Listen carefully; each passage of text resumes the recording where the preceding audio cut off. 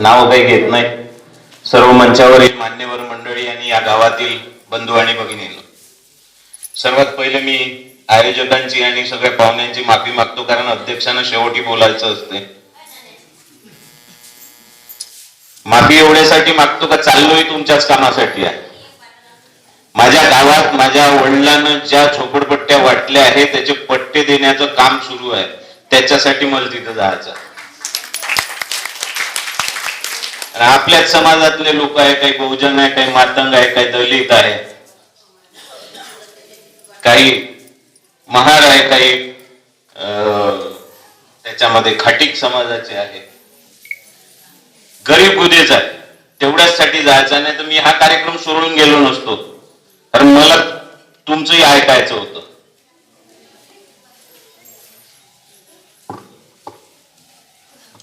आता अनेक कार्यक्रम होते प्रबोधनावर, अनेक गोष्टी आपल्या कानावर पडते, पण आपल्या कानावर पडून त्याचा काही प्रकाश आपल्या डोक्यात पडत नाही. याचं जिवंत उदाहरण म्हणजे अजूनही आपण मूर्तीपूजाच करतो. आल्याबरोबर फोटोला अगरबत्ती लावली आणि सगळ्यात मोठं कमालीचं काम म्हणजे पारडशिंग्याला बुद्ध विहाराचं बांधकाम झालं. त्याच्यामध्ये बुद्धाच्या मूर्तीची स्थापना जी झाली, त्या स्थापनेमध्ये विधिबद्ध पद्धतीने स्थापना करण्यात आली असं जाहीर केलं. म्हणजे विधिबद्ध जर तुम्ही मूर्तीची स्थापना करत असाल, ज्या मूर्तीची तुम्ही पूजाच नाही केली पाहिजे, त्याच्या गुणाची पूजा केली पाहिजे, त्यांनी जे सांगितलं त्याचं आचरणात आणलं पाहिजे, त्याच्या म्हणण्याप्रमाणे आपण वागलं पाहिजे, ते न करता त्याची विधिबद्ध पूजा करत असाल तर तुमच्यात बामणात फरक राहिला नाही. बामणाची जागा तुम्ही घेतलेली आहे. बामण जे शहाणपण सांगून बहुजनांना लुटायचं काम करत होते, दलितांना बेवकूफ बनवायचं काम करत होते, ते काम आपले आता भंते करून राहिले आहे. हे या जर गोष्टी सांगायला गेलं तर याच्यावर नाराजी होते, आणि नाराजी होते मग इलेक्शन मध्ये सगळे राग निघते. म्हणून राजकारणामध्ये या जर प्रबोधन करायचं असेल आणि आपले विचार जर सांगायचे असेल तर आपला पक्ष, आपले विचार कोणत्याही परिस्थितीमध्ये आपण सोडले नाही पाहिजे. हे आम्ही सोडत नाही. जन्माला लालबावट्यात आलो, मरणारी लालबावट्यातच आहे. आमचा देवच फुले शाहू आंबेडकर आहे. ज्या महाराष्ट्रासाठी लढा शेका पक्षानं लढला, संयुक्त महाराष्ट्र राहिलं पाहिजे म्हणून सगळ्यात आघाडीचा पक्ष कोणता असेल तर शेका पक्ष होता. आणि त्याच्यात साथ देणारा एकमेव कलावंत माणूस कोणी असेल, संयुक्त महाराष्ट्राची लढाई लढणारे तर अण्णाभाऊ साठे होते. त्याच्या पोवाड्यानं हा महाराष्ट्र संयुक्त झाला होता. गोष्टी तर अनेक करतो आपण, गोष्टी तर अनेक सांगतो आपण. ह्या आजकाल बसलेला गणपती, त्याची पूजा, आता आम्हाला जायचं आहे तिथं जेवण, नाटकं करायला लागते, राजकारणात आहे मोठा मागा लागते, तिथं नमस्कार करायला लागते, सगळं थोकांड आहे. हे मनूचे विचारसरणी आहे. तो पंतप्रधान आपण विद्वान इथून निवडून पाठवला, तो म्हणतो मी बायोलॉजिकल नाही, मी देवाचाच अवतार आहे. सगळ्याला माहित आहे आई आणि बाबाचं लग्न झाल्यावर पोरग पैदा होते म्हणून. सायंटिफिकच असते ते, सायंटिफिक रसायन मिसळल्याशिवाय पोरग पैदाच होऊ शकत नाही. म्हणून हे जे विचारसरणी आहे त्या पंतप्रधानाची, बिंडोकाची, ज्या 7वी पास आहे का नापास आहे त्याची, ही जी विचारसरणी आहे, ही विचारसरणी त्याची मनुवादी विचारसरणी आहे. म्हणून आपल्या मनुस्मृतीमध्ये सांगितलं आहे का उच्च हे वरतून पैदा झाले, नीच हे खालतून पैदा झाले. कोणी बाहूतून पैदा झाले, कोणी पायातून पैदा झाले, कोणी शिरातून पैदा झाले, कोणी तोंडातून पैदा झाले, कोणी तळपायातून पैदा झाले. ऍक्च्युअली जिथून पैदा होते तिथून कोणीच पैदा नाही झालं, हे मनूचं म्हणणं आहे. हे खोलण्यासाठी आपली चळवळ असली पाहिजे, सत्य हे सांगितलं पाहिजे, तुमची विचारसरणी सायंटिफिक असली पाहिजे, सायन्सवर तुमचा विश्वास असला पाहिजे. ठोकांड कोणी सांगते, बांधण्याने सांगितलं. गणपती पार्वतीला आंघोळच नाही करे, काही वर्ष तिला आंघोळ नाही केली, मग त्यानं मळ काढला, मळाचा मग गणपती केला. गणपती त्याला आंघोळीला आता जातो, मळ काढल्यावर असं सांगितलं. गणपतीला म्हटलं तू माझ्या बाथरूमच्या बाहेर उभा आहे, तू माझं रक्षण कर, कोणाला आमदार येऊ द्यायचं नाही. देवाची देव महादेव ज्याला म्हणते, या आदिवासी क्षेत्राचा जो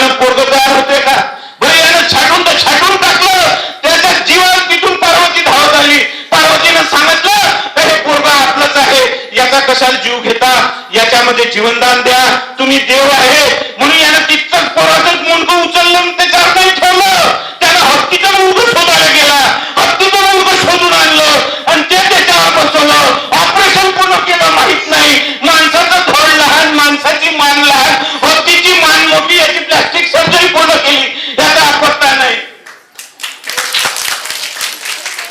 खोटं नाटक सांगायचं, खोटं नाटक बोलायचं, खोट्या नाटकावर आपला पूर्ण राजकारण करायचं, पोट भरायचं, ह्या धंदा बांधण्याचा.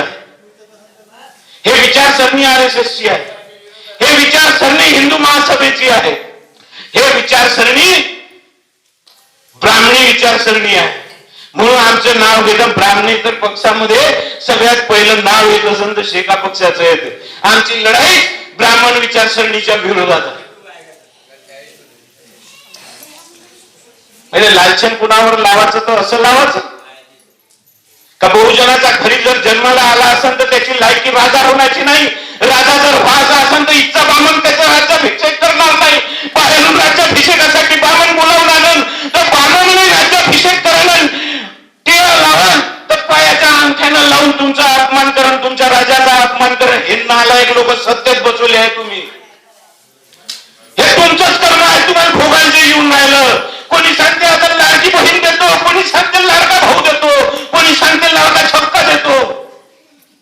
आहे तृतीय पंथाची योजना आहे. जे लाडक्या बहिणीला 1500 रुपये देतो म्हणते, तेच लाडक्या भावाला 500 देतो म्हणते, आणि तेच तृतीय पंथाला 750 रुपये देतो. मग हे लाडक्या बहिणीचे पैसे घ्यायचा, सरकारच्या ऑफिस मध्ये जाता, छपक्यासारख्या टाळ्या वाजवता आणि पैसे मागता. कारण आपल्या मंदिरात ताकद नाही, आपण मेहनत करू शकत नाही, आपण आपली कमाई करू शकत नाही. हे भाकऱ्या देतील तिजोरीतून काढून, तेव्हाच आपल्याला भेटेल का?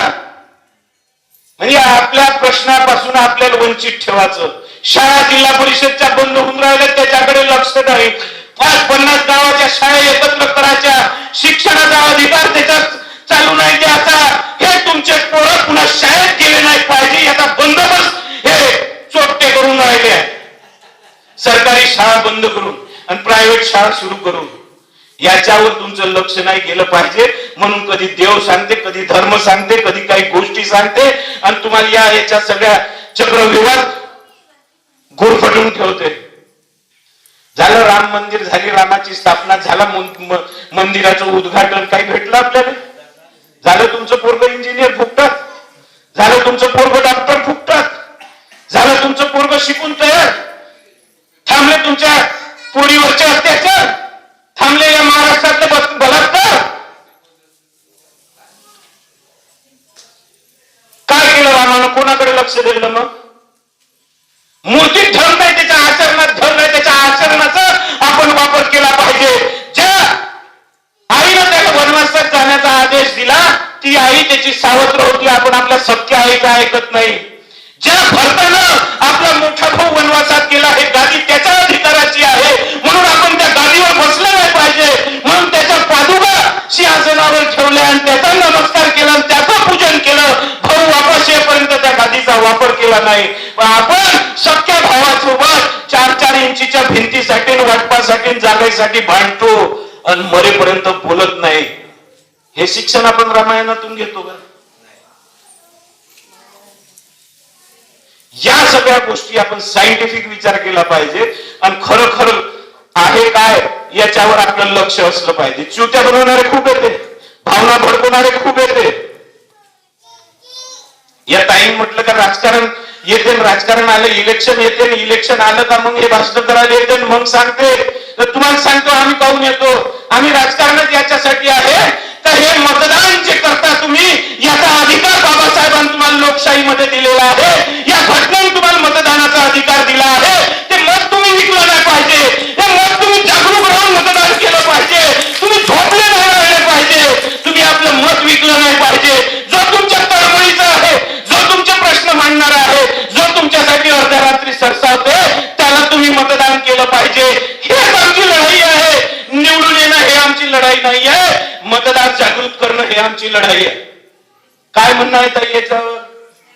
माझ्या बापाने आयुष्यभर निवडून नाही दिलं ना, आमचंही नाव कोणी घेत नाही निवडून येईन म्हणून, तरी आम्ही लढाई करतो, तरी आम्ही चळवळ करतो, तरी आम्ही आंदोलन उभे करतो. मी काही खंडाशेठाची औलाद नाही आहे. माझ्या बापाजवळ 25 वर्ष म्युन्सिपाल्टी होती, 6 वर्ष आमदारकी होती, तरी भीक मागत आमचं इलेक्शन सुरू राहते. वर्गणी केल्याशिवाय इलेक्शन होत नाही.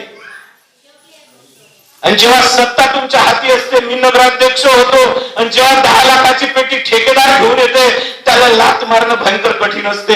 कारण तुमची अडचण तुमच्या डोळ्यासमोर दिसते. घराचं इलेक्ट्रिक बिल भरायचं असते, पोराच्या ऍडमिशनची फी भरायची असते, खिशात पैसे नसते. दिवसभर लोकांची सेवा करत तुम्ही ऑफिसमध्ये बसले असता, आणि तेव्हा कोणी 10 लाख रुपये आणून देत असाल तर तो सोन्यावर सुवाला असते का हे घेऊन घेतले तर आपलं कोणाला माहितही होणार नाही. पण त्याला सुद्धा लाथ मारण्याची ताकद माझ्या वडिलांनी मला शिकवली. आणि या मेहनतीनं आम्ही काम करतो. थोटांड तर पुष्कळ सुरू आहे. तुम्हाला जिथं जागतो उदाहरण दिल्याशिवाय तुम्हाला समजत नाही, म्हणून समजावून सांगतो. बहुजनाच्या घरी जन्म घेतलेला या गावाचा पोरगा चुकीच्या संस्कारात वाढला, चुकीच्या राजकारणात राहिला, आणि त्याच्यानंतर जिल्हा परिषद मेंबर व्हायसाठी शेका पक्षामध्ये दाखल झाला. आणि या सर्कल मधून तुमच्याच गावातला पोरगा माझ्या पक्षावर जिल्हा परिषद मेंबर म्हणून निवडून दिला आहे. तुमच्या सोबत आहे, विचारसरणी सोबत गेला. कुठं गेला? विपरीत विचारसरणीमध्ये, भाजपमध्ये. मग हे बहुजनाच्या घरी जन्मलेलं पोरग जर भाजपमध्ये जात असेल, ज्यानं चिखलफेक सावित्रीबाईवर केली, ज्यानं चिखलफेक महात्मा फुल्यावर केली, आणि हे भडवे सांगते तिथून ब्राह्मण भागवतचं स्टेटमेंट आहे 4 दिवस आधीच का शिवाजी महाराजांची समाधी कोण शोधली असेल तर टिळकानं, ज्या टिळकानं नुसतं चिखलफेक महात्मा फुले सावित्रीबाई फुलेवर केली. कारण तुम्हाला शिक्षणाचा अधिकार देत होते, महिलांना शिक्षणाचा अधिकार देत होते. आज पंतप्रधान आणि राष्ट्रपती जर महिला होत असेल, या देशामध्ये नोकरी जर महिलांना भेटत असेल, या देशामध्ये नर्स असो, डॉक्टर असो, इंजिनियर असो, मोठमोठे कलेक्टरचे पद असेल, मोठमोठे IAS IPS अधिकारी जर महिला होत असेल, तर त्याची पुण्याई फक्त सावित्रीबाई फुलेनं, महात्मा फुलेला जाते. का त्याने तुम्हाला शिक्षणाचा अधिकार दिला म्हणून आमच्या सोबत बसण्याचा अधिकार दिला नाही, तर तुमचे 4 दिवस विटाळायचे म्हणून तुम्हाला चुलीच्या बाहेर ठेवून लाथ मारून घराच्या बाहेर कोठ्यामध्ये जनावरासारखं ठेवलं, जनावरासारखं वाढवलं आहे. पशु शूद्र और नारी सब तारण के अधिकारी म्हणून मनुस्मृतीमध्ये लिहून ठेवलं आहे. काय आहे? पशु म्हणजे जनावर, शूद्र म्हणजे दलित, नारी म्हणजे बाई, तारणकी अधिकारी म्हणजे लाताच माराच्या कामाचे आहे. या विचारसरणीवर चालणारा भाजप, या विचारसरणीवर चालणारे हे RSS वाले, या विचारसरणीमध्ये आपला बहुजन जरी गेला असेल, तो दिलीप भाऊ ठाकरे जरी असेल, आणि तो बहुजनाच्या घरी जन्माला आला असेल, आणि राजकारणामध्ये आपल्या पोळ्या शेकण्यासाठी जर भाजपमध्ये गेले असेल, त्याची सत्ता येते म्हणून, तर ते आपल्या समाजासाठी घातक आहे, ते आपले दुश्मन आहे, हे लक्षात घेतलं पाहिजे. जरी माझा मित्र असेल, माझी मैत्री सगळ्याशीच आहे,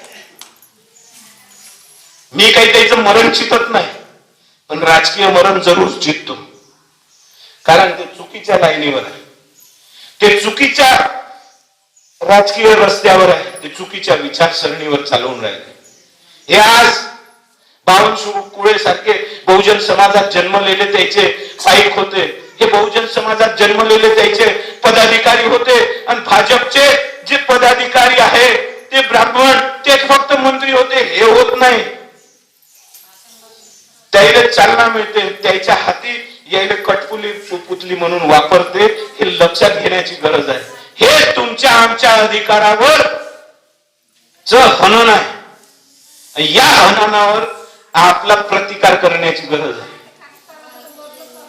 म्हणून आपलं एकजूट होणं गरजेचं आहे. आपण प्रत्येक जातीमध्ये आपण एक आपला लीडर तयार करून ठेवला. मातंग समाजाला वाटते का आपण आपले पुढारी अण्णाभाऊ आहे, महार समाजाला वाटते का आपले पुढारी बाबासाहेब आहे, धनगर समाजाला वाटते का अहिल्याबाई आपल्या पुढारी आहे. असं प्रत्येक समाजातल्या माणसाला असं वाटते का हे पुढारी आपल्या आहे, माळी समाजाला वाटते का ज्योतिबा फुले आपल्या समाजाचे लीडर आहे? आणि या थोर माणसाचा, या थोर महात्म्याचा जर आपण अभ्यास केला, त्याचा जर इतिहास वाचला, त्याचा जर इतिहास आपण पाठ केला, तर तुम्हाला हे लक्षात येईल का ते एका जातीसाठी कोणासाठी भांडलेले नाही, हे संपूर्ण मानव समाजासाठी भांडलेले आहे. उच्च नीच हा प्रकार नष्ट करण्यासाठी भांडलेले आहे. माणसाला माणुसकी पण देण्यासाठी भांडले आहे. माणूसाचा सगळ्यात जास्त मोठा धर्म या देशामध्ये, जगामध्ये आहे. माणूसच माणसाच्या कामी येऊ शकते. त्याच्यात कोणी उच्च नाही, कोणी नीच नाही. माणूस आणि बाईमध्ये सुद्धा फरक नाही, ते सुद्धा समांतर आहे. हे सांगणारे हे थोर संत हे कोणाच्या जातीचे एकट्याचे होऊ शकत नाही, हे सर्वसामान्यांचे आहे. म्हणून हे विचारसरणी प्रत्येक नागरिकापर्यंत पोहोचवण्याची गरज आहे. आपण वाटून घेतो हे चुकीचं आहे. बाबासाहेबांना तळ्याचं आंदोलन पाणी पिण्यासाठी जे फक्त महार लोकांसाठी केलं का? दलितांमध्ये बाकीचेही येते, बाकीच्याही जातीचे येते. महात्मा फुले, सावित्री फुलेनं तुमच्या शिक्षणाशी जे लढे दिले, शिक्षण तुम्हाला फुकट भेटलं पाहिजे, अधिकाराचं भेटलं पाहिजे. स्त्रीलाही शिक्षण घेण्याचा अधिकार आहे. गरीब माणसानं, दलित माणसानं शिक्षण घेतलं पाहिजे आणि बरोबरीची जागा शाळेमध्ये बसण्यासाठी त्या विद्यार्थ्यांना दिली पाहिजे. याचे जे लढे दिले हे फक्त फुलेनं फुलमाळ्यासाठी केलं का? माळी समाजासाठी केलं का? हे संपूर्ण बहुजन समाजासाठी केलं. तुम्ही त्यांना आपल्या जातीत संकुचित करून त्या माणसाला लहान करू नका. ते महान आहे.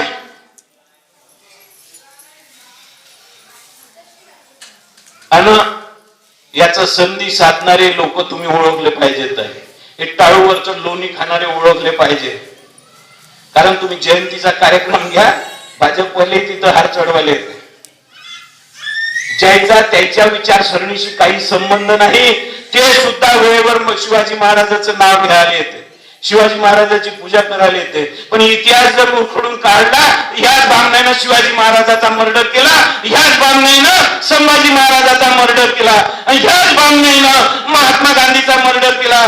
यायला विचारसरणी मारायची आहे. यायला माणूस मारणं म्हणजे विचारसरणी संपते अशा विचाराचे ते आहे. पण एक लक्षात ठेवा, माणूस मेल्यानं त्याचे विचार संपत नाही. माणूस जर चांगले विचार जर पेरत असेल तर माणूस मरून शेकडो वर्ष होऊन जाते. शेकडो वर्षानंतरही जयंतीनं पुण्यतिथी साजरी करून त्याच्या विचाराचं पाठन होते. म्हणजेच त्या माणसाचं कार्य, त्याचे विचार अजूनही जिवंत आहे. कितीही गोळ्या महात्मा गांधीवर झाडल्या तरी महात्मा गांधी एक विचार आहे. त्याच्यामुळे विचार हा मरू शकत नाही. बाबाजी एक रयपडात द्या बरं घरी गेल्यावर पोट्ट्याच्या. बरोबरीचं असेल तर तुमच्या ठेवते दुसरी. आपलं पोट्ट आपलं ऐकत नाही. कदाचित माईसोबत तेच होईल. महात्मा गांधीचं अख्ख्या देशानं ऐकलं. अख्ख्या देशानंच नाही तर साऊथ आफ्रिकेनं सुद्धा ऐकलं. अहिंसात्मक पद्धतीनं चळवळ झाली पाहिजे. आपल्या मागण्या आपण मागितल्या पाहिजे. समोरचा किती मारण तरी आपण निर्लज्ज होऊन त्याला पुढे गेलं पाहिजे. आपली मागणी मागत राहिली पाहिजे. एक दिवस काल जया येईल, कारण त्यानं माणूस म्हणूनच जन्म घेतलेला आहे. आणि माणसाच्या मनामध्ये काळीज असते आणि ते काळीज पाचितल्याशिवाय राहत नाही. कितीही अन्याय करा, तुम्ही मागणे मागत राहिले तर तुमच्या मागण्या पूर्ण होईल. म्हणून आतापर्यंत शेतकऱ्याच्या मागण्या असो, दलिताच्या मागण्या असो, आरक्षणाच्या मागण्या असो, महिलांच्या मागण्या असो, स्कॉलरशिपच्या मागण्या असो, शाळेच्या मागण्या असो, कॉलेजच्या मागण्या असो, शिक्षणाच्या मागण्या असो, जोपर्यंत डाव्या विचारसरणीवाले आंदोलन करत होते, भलेही सत्ता काँग्रेसची असेल, काँग्रेस ही लोकशाही मानत होती आणि आंदोलनाला ते मानत होते. कारण काँग्रेसवालेनच आंदोलन सुरू केले. महात्मा गांधीनं त्यानंच चळवळ शिकवली. म्हणून त्याने आणि ते बाबासाहेबांना दिलेलं संविधान माहित आहे, त्यानं दिलेली लोकशाही माहित आहे. म्हणून आपण जेवढे केवळ कोणते आंदोलन त्या काळात केले ते मान्य काँग्रेसवाल्यानं केले. हे आता तुम्ही 4-4 महिने नाही 4-4 वर्षे उपोषणाला बसत असाल. कास्तकार मेला तरी चालल, मंत्र्याचं पोरग जीप अंगावर नेऊन, कोणी ट्रॅक्टर अंगावर नेऊन मारण, हे परिस्थिती निर्माण झाली आहे. तर हे तुमच्या बाबासाहेबांना काही समजत नाही. त्यानं लोकशाही जे दिली आहे त्या लोकशाहीला हे कवडीचं स्थान यायच्या नजरेमध्ये नाही. आणि तुमच्या मतांना आम्ही निवडून येत नाही, आम्ही ते मत विकत घेतो किंवा मशीन विकत घेतो किंवा काहीतरी गडबड करतो आणि आमची सत्ता आणि बाधित म्हणजे सतत ठेवतो. आणि म्हणून तुमच्या मताचं काम पडत नाही. जेव्हा तुमच्या मताचं काम पडत नाही तेव्हा शासन करता हा मुजोर होते. म्हणून तुमच्या आंदोलनाला ते भाव देत नाही, तुमचे प्रश्न ते ऐकत नाही, आपलीच मनमानी करते. आता तर कोर्टही गहाण झालाय. मेचा जो चोपटा आहे की नाही स्टेशनावरचा नागपूरचा काठोरचा, तुम्हाला माहित असेल स्टेशनावरचा चोर, सागन चोर, वॅगन फोड माहित आहे ना. तेवढ्या शिक्षणाचा मोदी आहे. त्याला काही जजनं निमंत्रण दिलं असेल ना गणपतीच्या पूजेला आहे म्हणून, ह्या बेसरम तिथं गेला तर गेला तेवढ्या पुरता नाही राहिला, फोटो काढून पुऱ्या देशात पाठवले. कायच्यासाठी? मी तर नालायक आहे पण मी गेलो तर ह्या भ्रष्ट झाला हे दाखवण्यासाठी आणि त्याच्यावर प्रेशर आणून आपल्या कोर्टाच्या केसेस सडक्या करून घेण्यासाठी. या महाराष्ट्राच्या ज्या केसेस सुरू आहे डिस्क्वालिफिकेशनच्या आमदारांच्या आणि पक्षाच्या दोन, तुमचाही पक्ष त्याच्यामध्ये आहे आणि शिवसेनाही पक्ष त्याच्यामध्ये आहे, त्याच्या निर्णयावर काहीतरी फरक पडला पाहिजे, पुन्हा महाराष्ट्र आपल्या घशात घातला पाहिजे. याच्यासाठी ते हजेरी लावायला तिथं गेले होते. इतका खालच्या दर्जाचा माणूस, इतका नीच माणूस आपण देशाचा पंतप्रधान बनवला आहे, ज्याला कशाचीच लाज नाही, ज्याला स्वतःची बायको स्वतःची वाटली नाही तर देशचा काय परिवार वाटणार आहे. ज्या स्वतःच्याच परिवाराचं ज्याला महत्व नाही तो देशात परिवार म्हणून मेरे परिवार के लोक म्हणून संबोधित करते. तसंच ते कृष्णावरचं चोरटंही माझ्या कुटुंबातील लोक म्हणून संबोधते. त्याने आता 62 वर्षापर्यंत कुटुंबच नव्हतं. या सगळ्या गोष्टी आपण लक्षात घेतल्या पाहिजे, तेव्हा मतदानासमोर गेलं पाहिजे. हे जे प्रबोधन असते, ह्या ज्या लढाया असते, हे जे मोठमोठ्या संतांचे आणि महात्म्यांचे विचार सांगण्याची जी ही पद्धत आहे, ज्याला आपण कोणी पठण म्हणतो किंवा आपण जे वक्तृत्वाचे धडे शिकवतो किंवा इथं व्याख्यान घेतो, हे एवढ्यासाठी आहे. अल्टिमेटली इलेक्शनवर येते, कारण या देशामध्ये लोकशाही आहे, राजेशाही संपलेली आहे. मग अल्टिमेटली इलेक्शनवर जर येत असेल तर यायचं प्रबोधन इलेक्शन मध्ये तुम्ही काय केलं पाहिजे याच्यावरच झालं पाहिजे, हाच जोर असला पाहिजे. म्हणून ते उल्लेख येते, म्हणून ते पक्षाचं नाव येते, म्हणून तुम्हाला असं वाटते का राजकीय पोळ्याचे ऐकते. आणि प्रत्येक इलेक्शन मध्ये माझं स्पष्ट म्हणणं असते, मत द्या नाही तर चुलीत टाका. तुमचं पाप पुण्य तुमच्यापाशी आहे, भोगायला मला येणार नाहीये. आम्ही तर पडून जाऊ, हारून जाऊ, पुन्हा आंदोलन करायचं असेल पुन्हा आंदोलन करू, आमचे प्रश्न मांडू, रस्त्यावर उतरू, बिघडणार तुमचं आहे. आयुष्य तुमच्या पोराचं खराब होणार आहे. शिक्षणासाठी पैसे तुम्हाला भरावे लागणार आहे.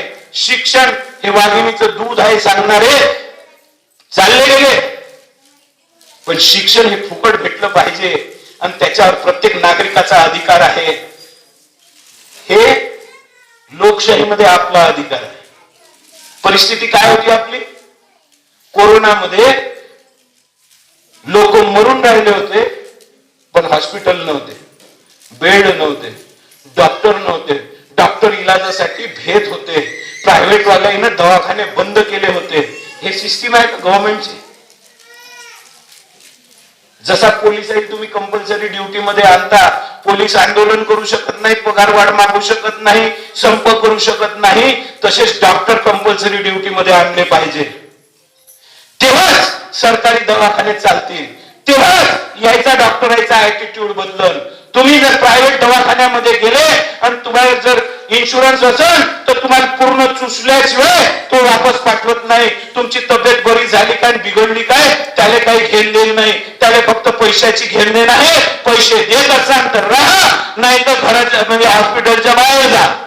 हा त्याचा ऍटिट्यूड असते. हाच जर कंपल्सरी ड्युटी मध्ये आणला आणि हाच जर सरकारी दवाखान्यात आणि रेल्वेच्या इथं दवाखान्यात कामाला जर सरकारी डॉक्टर आला आणि तिथं जर पेशंटची झुंबड बसली आणि बेड समजा 10 असेल आणि 15-15 रोजचे पेशंट येत असेल तर त्याच डॉक्टरची विचार करण्याची त्याची शक्ती बदलल आणि तो हा विचार करेल का हे जे पहिले ऍडमिट आहे हे बरे कसे लवकर होतील म्हणजे दुसऱ्याला वेळ भेटल.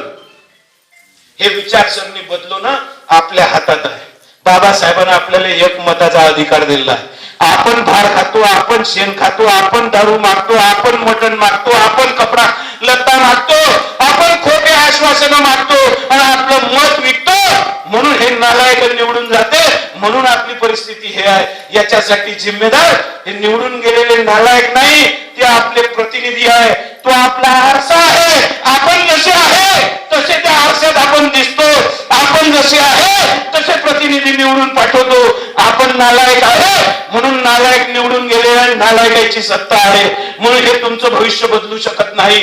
याच्यावर तुम्ही घोर अभ्यासन, चिंतन, विचार करण्याची गरज आहे. जोपर्यंत तुम्हाला मताचं महत्व कळणार नाही तोपर्यंत बाबासाहेब उभे राहत जातील आणि पडत जातील. विजय मिळणार नाही. आणि हे जे लाल बावटेवाले आहे त्याची 1760 पक्ष झाले आहेत. आणि सगळ्यात महत्वाचं म्हणजे ताई आरपीआयचे 1760 पक्ष आहेत. आणि आरपीआय ला लीड करणारे जेवढे 1760 पक्ष आहेत त्याचे नेते सारे भाजपमध्ये आज गहाण आहे. मग बाबासाहेब त्याला समजला का? बुद्ध त्याला समजला का? आठवले भाजपमध्ये, कवाडे भाजपमध्ये, सुलेखाताई भाजपमध्ये, आणि जे भाजपमध्ये नाही ते महाविकास आघाडी सोबत हरकत करून त्याचा फायदा होईल तसं वाटते. मग यायला समजला का बाबासाहेब? हे समजण्याची गरज आहे. म्हणून आपण सतर्क राहण्याची गरज आहे. कोणतीही गोष्ट आपल्या कानावर येत असेल, गणपती दूध पेते वगैरे, तर आपण त्याची शहानिशा केली पाहिजे. डोळे बंद करून विश्वास नाही केला पाहिजे. आपण सतर्क असलं पाहिजे. सतर्क राहूनच मतदान केलं पाहिजे. तरच या देशाचं भविष्य बदलणार आहे. या देशाचं भविष्य तुमच्या हाती आहे. तुमच्या पोराचं भविष्य तुमच्याच हाती आहे. आणि हे देशाचं भविष्य घडवायचं असेल तर तुम्हाला कठोर होण्याची गरज आहे. तुम्हाला सगळं समजून घेण्याची गरज आहे आणि जागृत राहून मतदान करण्याची गरज आहे. एवढं बोलतो आणि माझे 2 शब्द संपवतो. धन्यवाद. नमस्कार दोस्तों, हमारे न्यूज चैनल न्यूज इंडिया को लाइक कीजिए, शेयर कीजिए, अनसब्सक्राइब कीजिए. हम मिलेंगे फिर. धन्यवाद.